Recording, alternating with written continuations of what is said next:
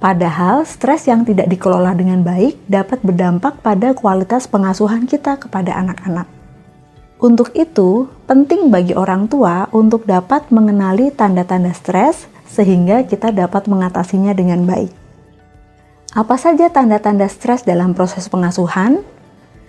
1. Tanda-tanda fisik dari stres pengasuhan antara lain adalah seperti munculnya sakit kepala tanpa adanya penyakit fisik yang jelas, merasa kelelahan terus-menerus, dan juga kita bisa mengalami masalah pencernaan. Selain tanda-tanda fisik, yang kedua, stres juga bisa berupa tanda-tanda psikologis, seperti perasaan khawatir, mudah jengkel, tersinggung, atau marah. Kemudian kita merasa kewalahan, merasa cemas, atau bahkan merasa tidak berdaya sebagai orang tua. Oleh karenanya, kita perlu menemukan cara untuk mengatasi stres pengasuhan agar kita bisa menjadi orang tua yang sehat dan juga berdaya untuk anak-anak kita. Apa yang bisa kita lakukan ketika kita mengalami stres?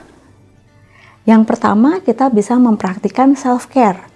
Meskipun menjadi orang tua seringkali membutuhkan sebagian besar waktu kita, namun kita juga perlu meluangkan waktu untuk merawat diri kita sebagai individu. Yang kedua, yaitu mengubah perspektif.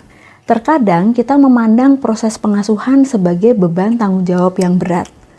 Pandangan ini bisa membuat kita menjadi terbeban dan juga membuat kita merasa semakin tertekan atau merasa stres. Yang ketiga, mencari dukungan sosial. Menjadi orang tua bukan berarti kita harus melakukan segala sesuatunya sendirian.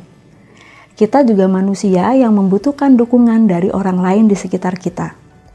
Ketika kita merasa lelah atau kewalahan, kita bisa mencari dukungan sosial dari orang-orang terdekat kita, seperti pasangan, keluarga, teman, sesama orang tua, atau siapapun yang kita anggap dapat menjadi sumber dukungan sosial yang positif bagi kita.